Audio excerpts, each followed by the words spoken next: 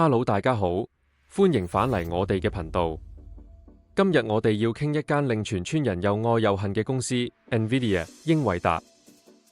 啱啱過去呢個星期 ，NVIDIA 公布咗2026財年第四季嘅財報，數據一出，全場都呆咗。收入681億美金，按年增長73%，淨利潤直衝360億美金。你冇聽錯，係純利，唔係營業額。呢種賺錢速度，簡直係最強印鈔機。但係最令投資者崩潰嘅係，點解業績咁爆標，股價喺盤後反而跌咗超過7%？係咪 AI 泡沫終於要爆啦？定係市場喺度玩緊殺預期嘅遊戲？今日呢條10分鐘深度片，我會帶大家逐一拆解財報入面嘅隱藏細節。我會話你知而家到底係逃生門定係最後入貨機會。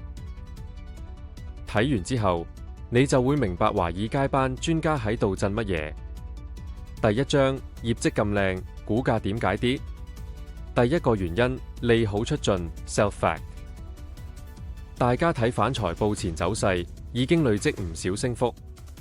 市場一早預期佢會爆機，當結果只係好，而唔係震撼到失語嘅時候，大戶就會趁高位止賺。第二個原因，毛利率嘅隱形天花板。今季毛利率75.2%，但管理層提到 Blackwell 量產初期成本高，預計未來一兩季毛利率會微跌到73%左右。華爾街最驚嘅就係增長見頂，有一絲回落跡象，報告就會寫盈利能力受壓。第三個原因，中國市場嘅缺失，因為出口管制，中國市場嘅貢獻幾乎係零。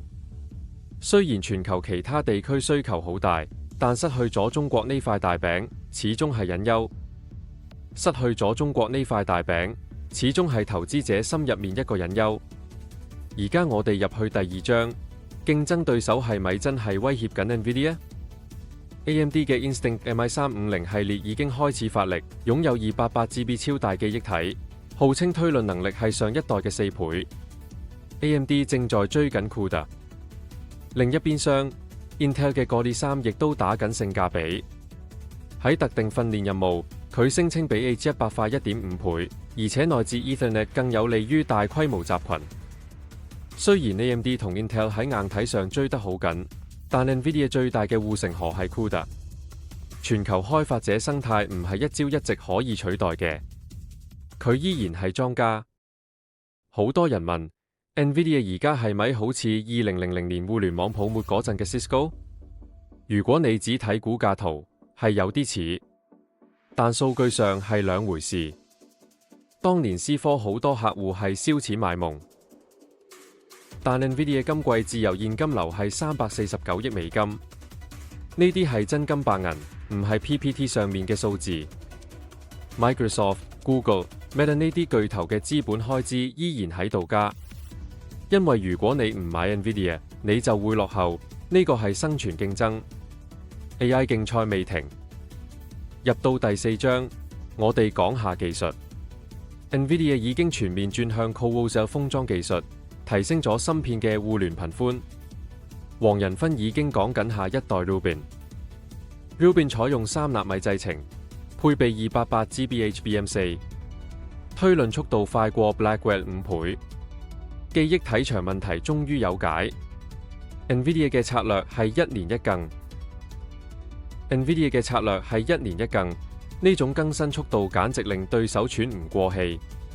對手先至啱啱追到 H100，你已經出到 Rubin 啦，呢個就係優勢。